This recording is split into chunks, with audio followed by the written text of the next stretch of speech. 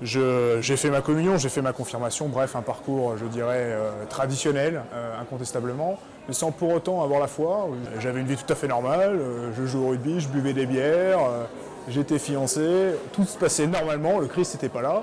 Et à un moment donné, je comptais me préparer au mariage, et tout naturellement, j'ai rebondi de manière assez forte sur une parole de l'Évangile, alors c'est mon cas personnel, qui est « Cherchez et vous trouverez ».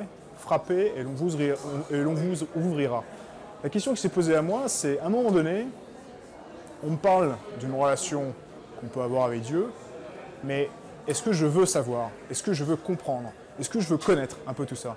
Et j'ai repensé tout de suite, c'était il y a un an, à cette belle parole de Charles de Foucault, qui disait, et qui m'a vraiment touché, c'est passé par un toucher intellectuellement, bien sûr, et après le cœur, « Mon Dieu, si vous existez, faites que je vous connaisse ». C'est-à-dire que Charles de Foucault, avant même d'avoir la foi, il voulait savoir s'il existait. C'est qu'il ne l'avait même pas rencontré. Mais il était dans une démarche où il avait carte sur table, il dit « Ok, je veux vous connaître. Mon Dieu, allez-y, je mets les genoux à la terre, j'y vais. » Et c'est ma démarche. À un moment donné, il y a un an, je me suis dit « Ok, Seigneur Christ, j'ai entendu parler de vous, je suis dans le moule depuis 31 ans, maintenant j'ai envie de vous connaître. Ok, on y va, on est parti, comment il faut faire ?»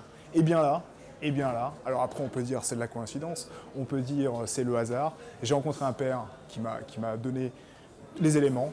J'ai eu la porte ouverte à l'école des responsables de l'école cathédrale, j'ai eu des grâces sur grâces, j'en reviens à peine, et je chemine dans ce parcours de foi qui est parti à un moment donné de cette conversion que j'ai voulu, puisqu'on parle de Dieu qui a fait un pas pour nous, un pas énorme, en livrant son Fils, mais il faut que l'homme fasse un pas.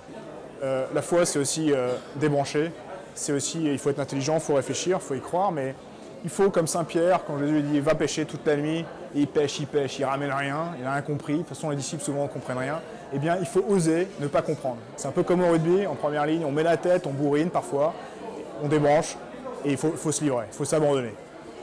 Ma vie aujourd'hui, j'ai le sentiment qu'elle s'enracine spirituellement, alors après concrètement qu'est-ce que ça veut dire? Elle a changé ma vie puisque j'ai mon regard qui change véritablement sur la relation que je peux avoir à autrui, sur le regard que je porte à ma femme, le regard que je porte à mon prochain à prochain, et l'attention que je porte au Seigneur, qui est de plus en plus forte. Mais pour autant, j'ai vraiment le sentiment que ma foi grandit et qu'elle n'est que croissante. Donc je dirais c'est que le début, ça fait un an, c'est de plus en plus fort. Et j'espère aller jusqu'au bout, jusqu'où le Seigneur m'appellera.